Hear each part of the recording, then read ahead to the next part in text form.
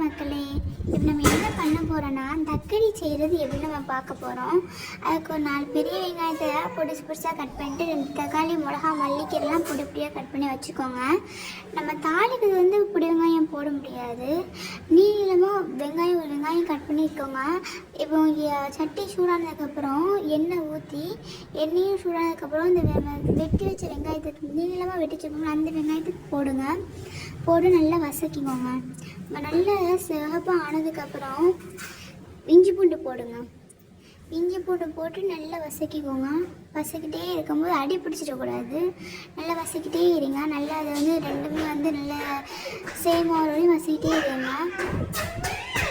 நம்ம வசக முடியும்னா அடி பிடிச்சி அந்த தக்கடி நல்லா வராது. வதக்கி முடிச்சுட்டு மல்லிக்கீரை போடணும். வதக்கிட்டே இருங்க. வதக்கிட்டு மல்லிக்கீரை கொஞ்சம் போட்டுக்கோங்க. மல்லிக்கீரை போட்டுக்கோங்க.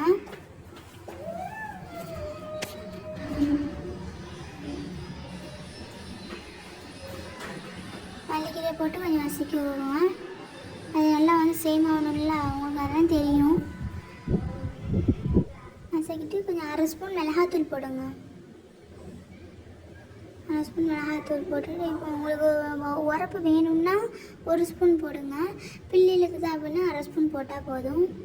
1/2 ஸ்பூன் மிளகாத்தூள் போட்டு நான் ஏற்கனவே வந்து தக்கடிக்கு வந்து பீஃப் வந்து அவிச்சு வச்சுட்டேன். குக்கரில் வந்து பீஃப் வந்து நான் அவிச்சு வச்சுட்டேன். இஞ்சி பூண்டு உப்பெல்லாம் போட்டு ஒரு கிளாஸ் தண்ணி ஊற்ற வேண்டாம். நம்ம கழுவி குக்கரில் கறியை வச்சுட்டு கொஞ்சம் வந்து இஞ்சி பூண்டு உப்பு போட்டு அவிச்சு ஒரு 10 விசில் வரணும் வந்து அவிச்சிடலாம். நான் ஏற்கனவே அவிச்சு வச்சுட்டேன்.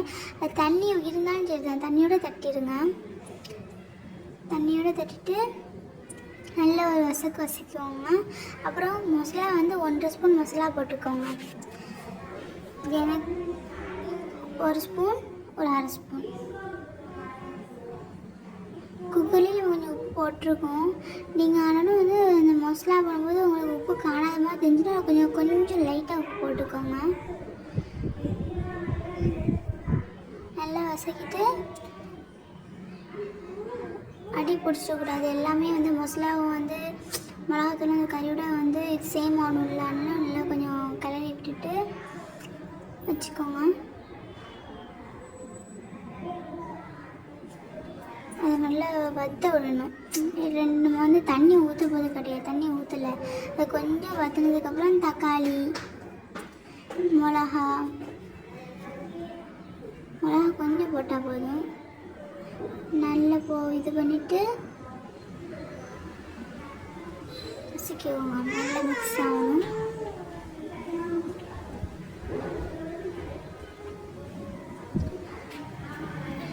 ஒரு கிளாஸ் தண்ணி ஊற்றிக்கோங்க. தக்காளி மிளகா போட்டுட்டு ஒரே 1 கிளாஸ் தண்ணி ஊற்றிட்டு நல்லா வந்து இன்னும் கொஞ்சம் வற்றணும்.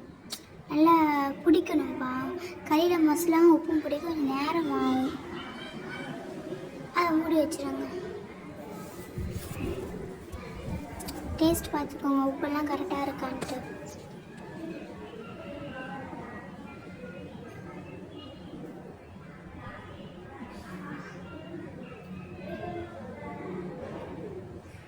மூடிடுங்க.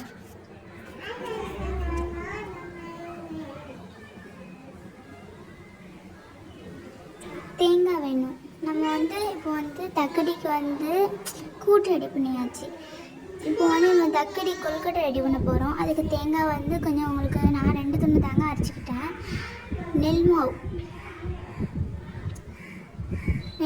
வச்சுக்கோங்க. நான் ஒரு பாக்கெட் தான் போட்டுக்கிட்டேன். உங்களுக்கு எவ்வளோ வேணுமோ அந்த பாக்கெட் போட்டுட்டு நம்ம அரைச்சி தேங்காய் வந்து உள்ளே தட்டணும்.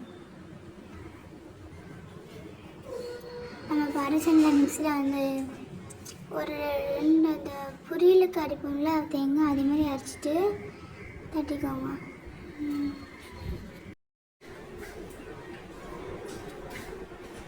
தட்டிட்டிங்களா? இப்போ நல்லா போட்டு நம்ம மிக்ஸ் பண்ண போகிறோம். தேங்காய் வந்து எல்லாத்தோட அந்த நெல்மாவோட மிக்ஸ் ஆகணும். இப்போ நம்ம லேட்டாக மேன் டேப்பில் தான் வரும்னு வச்சோன்னா ஒவ்வொரு குட்டில தேங்காய் அதெல்லாம் மிக்ஸ் ஆகிடும்.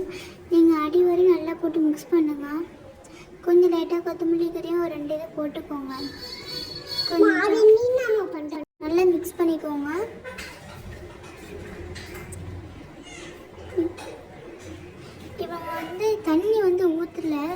நான் ஊற்றுறத வீடியோ எடுக்கல. நம்ம குக்கரில் தண்ணி வச்சுருந்தோம்ல, குக்கரில் வந்து கறியை போட்டு நம்ம தட்டலாம்ல, அந்த குக்கர் நிறைய நான் தண்ணி வச்சு தான் ஊற்றினேன். குக்கர் நிறைய தான் நான் தண்ணி ஊற்றினேன். நீங்களும் என்ன குக்கர் யூஸ் பண்ணுறீங்களோ, சின்ன குக்கர்லாம் வேணால் கொஞ்சம் பெரிய குக்கராக பார்த்து தண்ணி அந்த குக்கர் நிறைய நீங்களும் ஊற்றிக்கோங்க. ஏன்னா ஒரு 6 அப்போ இந்த நான் தேங்காய் போட்டு மிக்ஸ் பண்ணதில் வந்து ஊற்றினேன். 6 அப்போ இந்த நெல்மாவில் வந்து ஊற்றினா வந்து நம்ம விரவ போகிறோம். ஒரு கிண்ணிலையும் ஒரு கொஞ்சம் இதை வச்சுட்டு தான் வந்து நம்ம கண்ணாப்பி வச்சு மிக்ஸ் பண்ணிவிட்டு இந்த கிண்ணி பக்கத்தில் கிண்ணி இருக்குல்ல, அதில் நம்ம கொஞ்சம் வந்து கூட்டை வந்து கோரணும். கோரிட்டு கீழே உட்காந்து கொஞ்சமாக ஊற்றி இந்த கூட்டை இந்த நெல்மாவில் ஊற்றி உருண்டை பிடிக்கணும். உருண்டை பிடிச்சி வச்சாச்சு. நல்லா உருண்டை பிடிச்சி வச்சுருக்கோம். மிச்சம் உள்ளது நாங்கள் உருண்டை பிடிச்சி யூஸ் பண்ணல, மிச்சம் உள்ளதுக்கு அதிலே நம்ம ஊற்றிடலாம். திரும்ப அந்த கறியை ஃபுல்லாக வந்து பீஃப் ஃபுல்லாக கறி இருக்குங்களா, அதெல்லாம் கறிலாம் வந்து அதில் இருக்கணும் அவசியம் இல்லை. கறியெல்லாம் ஒரு கிண்ணில் எடுத்து வைக்கணும். தட்டுலாம் நம்ம வந்து உருண்டை போட்டுரும்ல, அதெல்லாம் உள்ள தூக்கி போட்டு நல்லா வெந்ததுக்கப்புறம் தான் அந்த கறியை தூக்கி மேலே தூக்கி கறியெலாம் வெந்துட்டு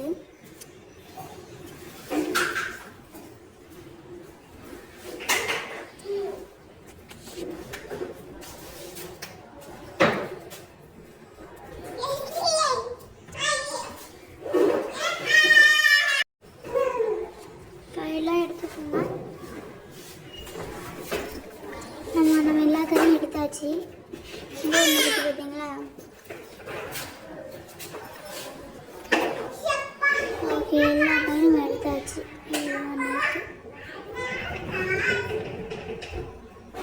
ஓகே, ஃபினிஷ். எல்லா கறியும் எடுத்து ஒரு கிண்ணத்துக்கு வச்சாச்சு. நம்ம உள்ளக்கு கொழுக்கட்டைக்கு போட்டுடலாம்.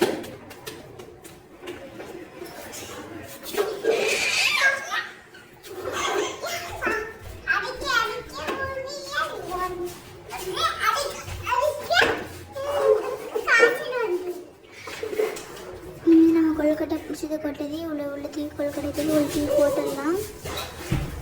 போட்டு மேலே கறியும் போட்டு விட்டுடலாம். கொழுக்கட்டையில்